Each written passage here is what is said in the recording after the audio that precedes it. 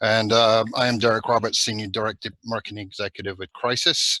And we've worked with Donor Voice for quite a while to try and figure out the best way to approach our supporters and how to get them engaged and continue to keep them engaged. Not just how we want them to be, which is partly important, but more importantly, how they want to engage with us. And hopefully this will be informative for you guys. Of course, May 2018, we had GDPR hit us over here. We say hit us, we knew it was coming. We had to get ready for it. A lot of charities found out that they weren't quite ready for it, or as ready as they thought they were. A lot of new rules came into play, and there was a lot of scrambling. There was a lot of people doing a lot of things that they thought would happen before GDPR came into play, and it was a lot of guesswork, which didn't help anything for the charities or for the supporters. So there was supporters were getting a lot of noise from a lot of people, and a lot of it was just getting lost in the post is what we were understanding. There was an article by Roger Craver where he was discussing some posts that his wife received, and this is a perfect example of what could happen. His wife received notification from a charity that they been supporting for a while. However, unfortunately, his wife just dropped it into the recycle bin because it was in with a bunch of other charity stuff. And this brings up the first question of what if the supporter doesn't see the specific communication that we send to them? Or if they forgot to respond? Are we prepared to just write supporters off just because they don't respond to us when we're asking them? What this one said was that if they didn't respond, then they would no longer communicate with the supporter. So that was the approach they were taking. And this particular supporter, his wife did not open this, so they were unable to actually capture. They would have been unable to capture any of her consent at the time. What could have happened was that by following the letter of the law, the charity would have stopped communicating with her. Eventually, the supporters would have known that they were given a direct debit every month and not hearing from the charity. Not very good supporter services, not very good donor follow-up or donor journey whatsoever. And they would probably stop their donations, all because of one lost piece of mail, which what we thought of was actually a blessing in disguise, because it forced us to start listening to supporters more. And it forced us to begin capturing what supporters wanted from us and how they wanted us to communicate with them.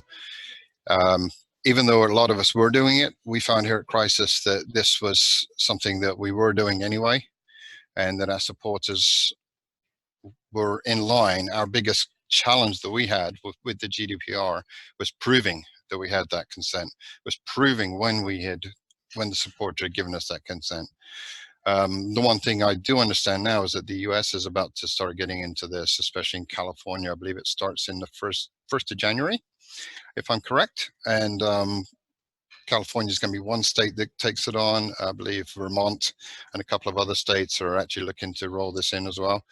And my understanding of the law is that if you do business or do charity work or have a donor in any of those states, then you will have to comply with those individual states.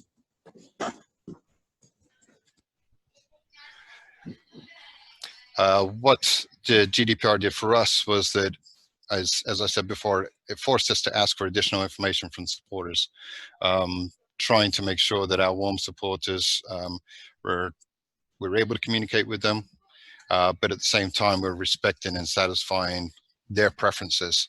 How did they want to hear from us? If they didn't want to hear from us on the phone, we didn't go that way. So it is a bit of a blessing in disguise.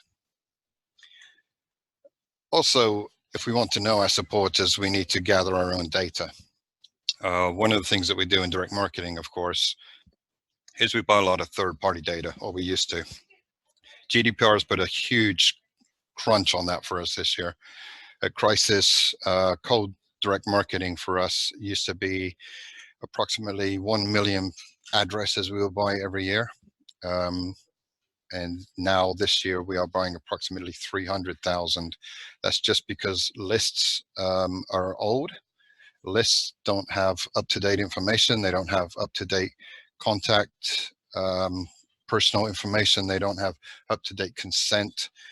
And we at Crisis took the extra steps as well. We have a data protection officer here who was actually looking at the lists and seeing if the list actually said that it could be sold to a charity, and even a homeless charity.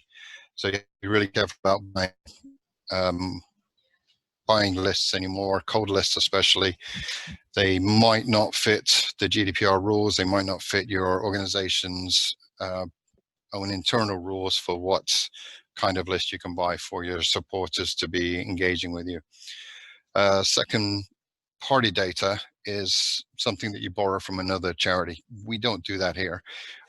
We don't share our data, and we don't borrow data from anybody else, but it is a quite common practice that two charities, normally that aren't in the same area of expertise, might share data. It's becoming less and less common because supporters, again, are saying, you know, don't share my data. I only want to hear from you. We're getting into a bit of an interesting situation now where we're working with another charity.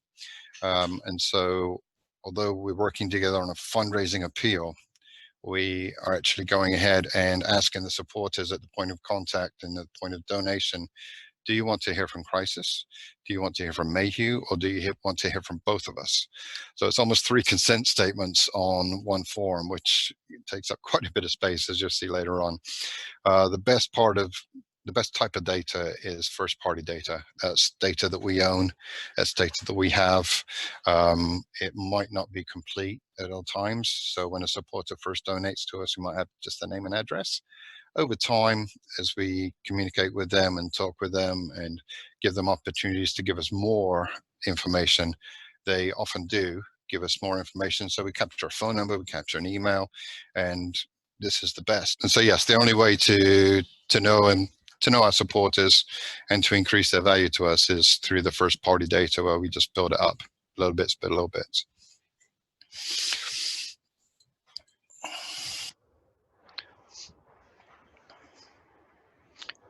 And we can see that it's gives us a lot more stronger customer insight, so we can understand our supporters better. The data source is, of course, much unique. Sorry, we ask supporters continuously and in all channels. I think there's another one there. And then we also test, learn, adapt. So constantly asking our supporters how they want us to communicate with them, where they want us to communicate with them, be that mailing, be that email, be that phone. On all of our donation forms, be that online or offline, we have either a statement saying, if you're a supporter with us, we will honor your current selections that you've chosen, your current preferences. If you'd like to update them, please contact us, and we give a email address as well as a toll-free phone number. We then test, learn, adapt to how each supporter is actually communicating with us. So if they've given us their email address but aren't responding to it in an appeal, for example, but they are responding to it in a campaign action, then we might just move them more towards email and campaign and continue to mail for postal. So they're not being over engaged from us.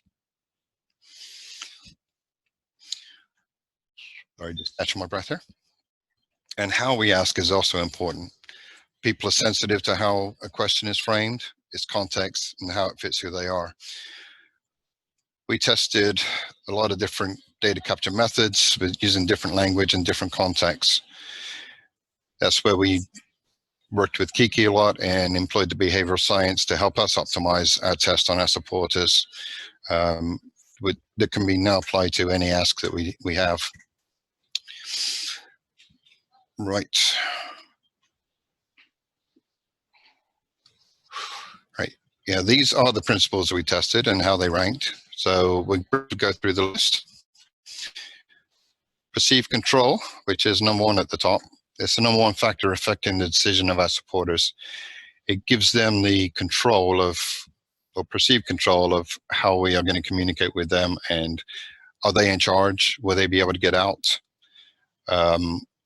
We ask questions like, how frequently would you like to be contacted? What information would you like to receive?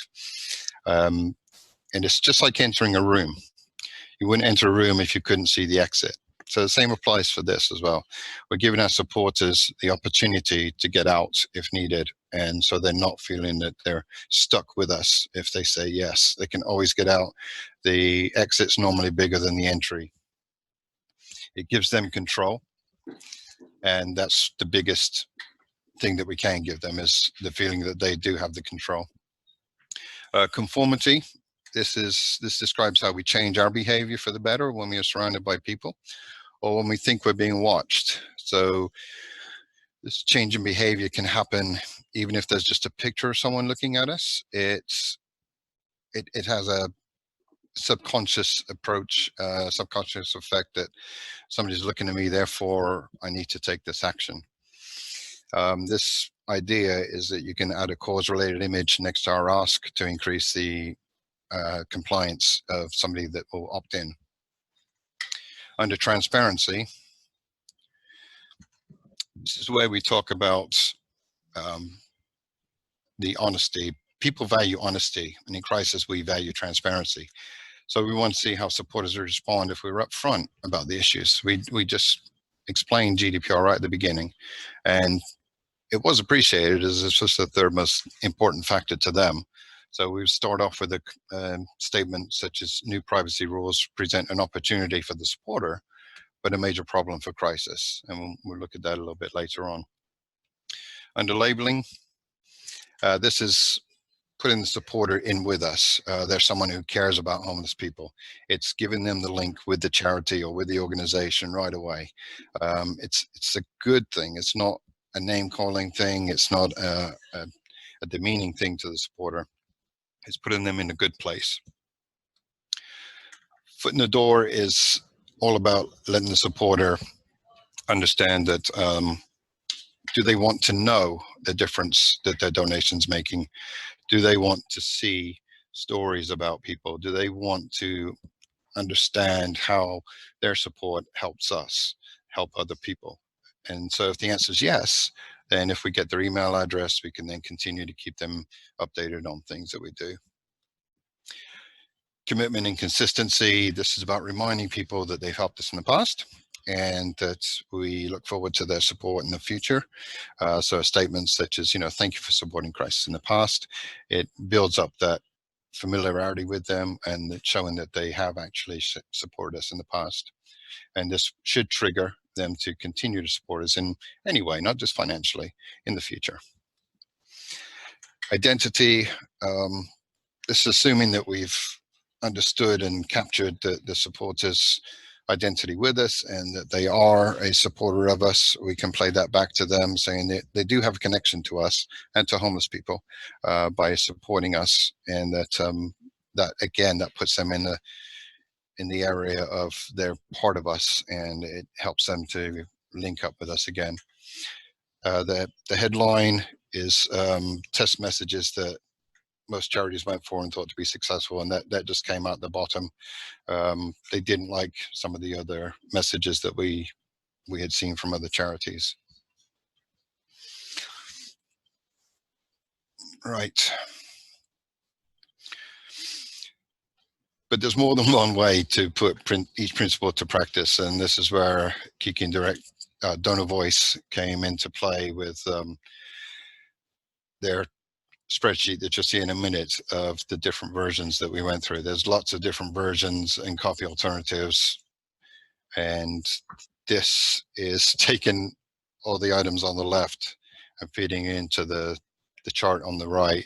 And this is how we came up with different versions to test using the attributes you can see in the chart, questions that are in each one, and all these different possibilities that we have. It would definitely take us months or years to A/B test all of these in the market, and it was practically impossible when we look at 5,296 viable combinations that we could go through. So we had to figure out how to do it better, how to do it quicker. And this is where a pre-test tool for A/B testing came from, that Donor Voice did for us. Like to lovingly call it, it was A/B testing on steroids. It's just I'm sure Kiki can explain it more, because I still struggle with how it all works, honestly. All I know is that it did work. So we ran this A/B test on steroids with the help of Donor Voice, and how it works is first we identified what we wanted to test, and then we completed the table content, which is up here on the left, as you can see, and it's 100% customized to us. So that was the key part, is this wasn't what other people were doing. We wanted our questions in there. Then we fed in the table software, which combined cells from each row to create a combination. So, for example, everything you see here in green was selected to create the letter on the left, and everything in red was selected to create the letter on the right. The software created the communications based on all the possible combinations, and that's thousands of potential packs. What we asked our supporters to do was, during an online survey, they saw two of the communications on screen, and all they had to do is say which one they prefer. They were given 8 choices, which meant the task only lasted between 10 and 15 minutes. Wasn't asking anything more than which one of these do you prefer. And, oh, it's gone again. Sorry. There we go. Sorry. Did you do that? Or was that me? I did it. Okay, that's fine. We can move on there. Basically, all they were saying was supporters had a gut feeling between A and B, and that was what their choices came into. We had 3 different options for consent, which is pretty normal. The one you see now is the normal basic contact me by email, by post, by phone, by text. We see this a lot everywhere. We were also testing how regularly they'd like to hear from us, which is donate regularly, donate occasionally, or donate once, the opportunities. And then we had a combination one of, do they want to volunteer at a local shop or center? They want to fundraise, do they want to campaign, read stories, or to donate? So we tested all 3 of these with different supporters, and the one that gave the supporter the most control, or the most perceived control, is the one that did win, which we kind of expected. It made sense to us that the more control, the more perceived control you give a supporter, the more popular it was going to be. The next one was the image. So we had 3 options on this, which was no image. Then a gentleman on the right that's kind of looking at the camera. He's outside. A lady in the middle looking towards the camera again. And then the gentleman with the coffee cup, almost looking off to the side, but still looking in the general direction of the supporter. And again, this was tested to see which one had the most effect, which one the supporters preferred the most. And for ours, the gentleman with the coffee cup came out the winner. I feel that it's mostly because it does also relate to our charity and what we provide. And since these were warm supporters, this was more of what they would expect us to see, or expect to see from us, is helping somebody, getting them warm, giving them a cup of coffee, that type of thing. No image was way down. 28 was the number on it, which basically it did not work at all. Then we get into the transparency portion, where we're talking about this is an opportunity for the supporter and a problem for crisis. We said new privacy regulations present the opportunity for the supporter to reduce unwanted communications, but they also present a problem for us, because if the supporter chooses not to hear from us, we won't be able to help homeless people together. Again, keeping the supporter and us as one. We can't do it together if we can't communicate with you. We also put it across as a test, as a problem just for crisis, which was saying that, new privacy regulations just present a major problem for us. And if you don't choose to hear from us, we can't communicate with you and help homeless people together. So again, that was just us versus the supporter and us. And then there was just a blank one where we didn't include that at all. And the opportunity for the supporter and for crisis came in as the winner, as I think we expected, because again, supporters and us being together and giving the supporters the understanding that this does help them was something that we were finding was working. Under labeling, this was, again, we saw the questions before, but this is putting somebody into a label of working with us, and there's someone who cares about homeless people. There's someone who thinks that no one should face homelessness alone. There's someone who wants to end homelessness, which is our motto here at Crisis, or they're a supporter of Crisis. So the label was which appeals the most to the supporter, which one hits most at home for them. And on this one, it's you're someone who cares about homeless people. The supporters really like that one.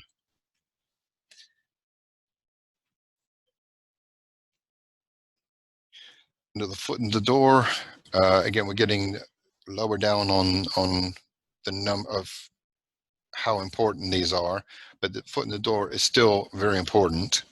Comments such as, would you like to know how your money is used, and would you like to know how the difference you make, both came in very close to each other in the final results.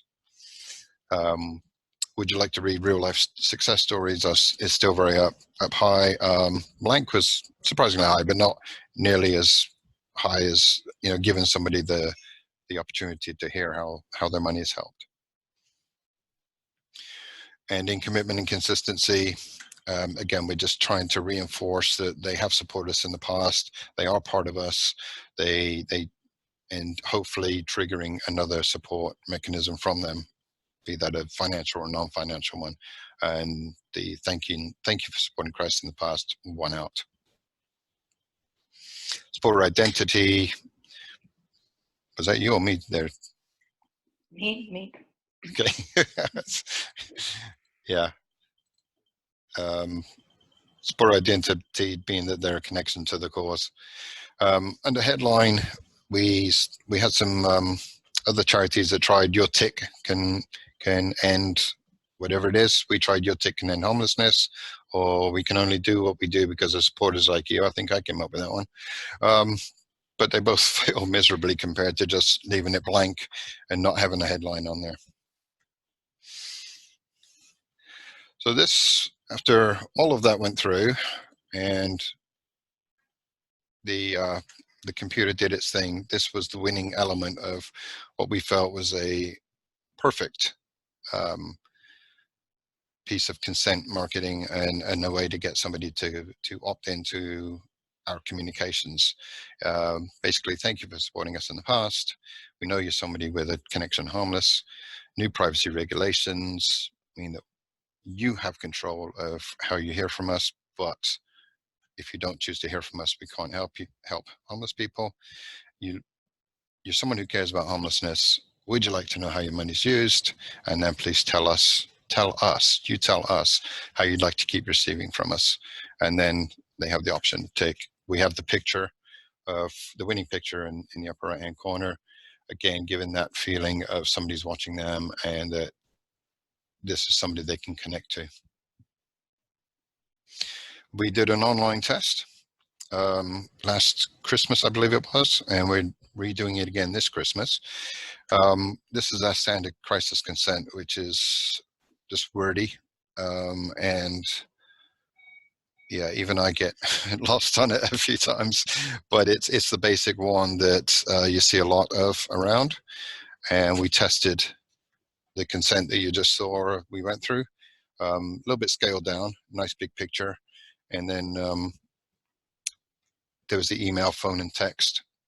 And it turned out that we had an 8.4% higher chance of consent emails with the tested version.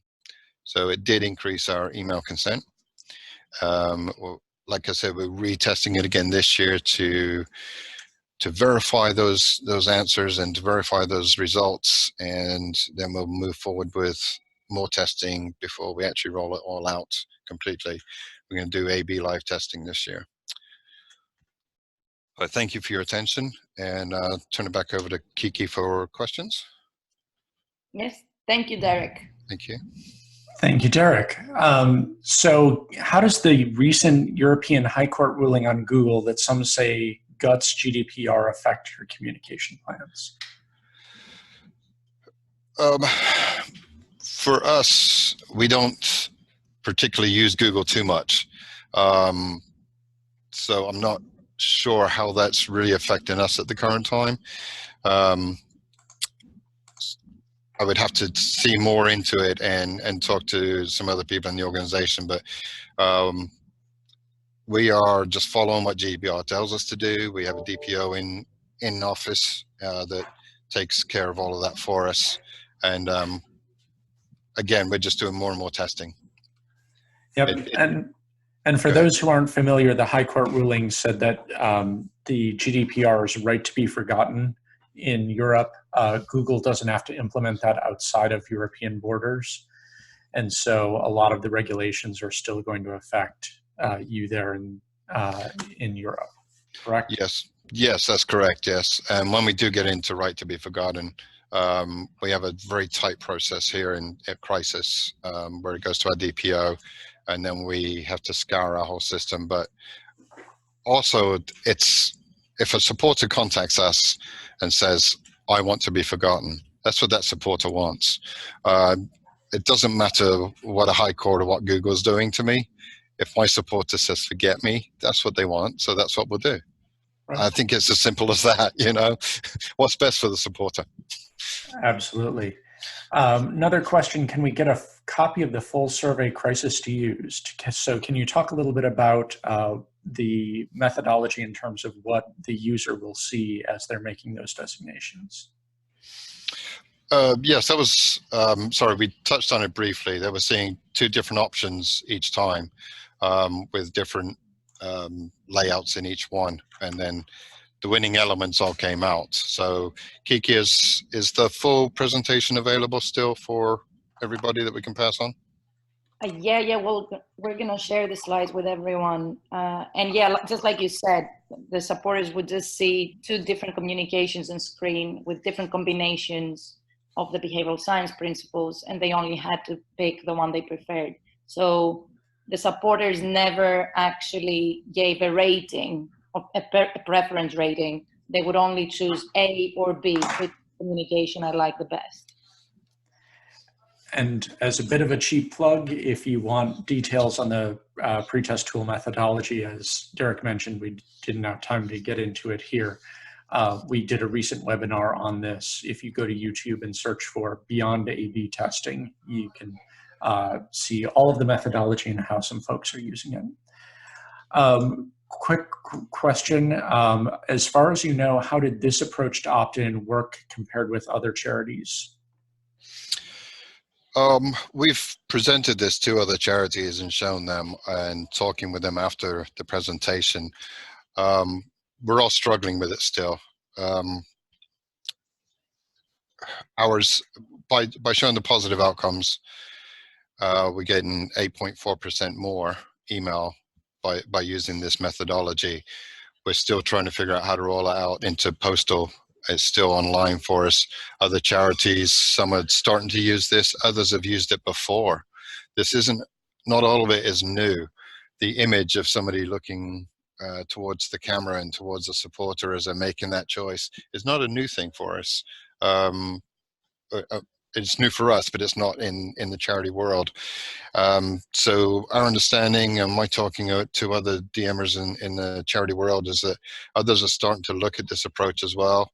And we're trying to make it as user-friendly as possible, as supporter-friendly as possible, and as the easiest language. One of the things I love about the charity world is I can sit down with another person from another charity and have a conversation.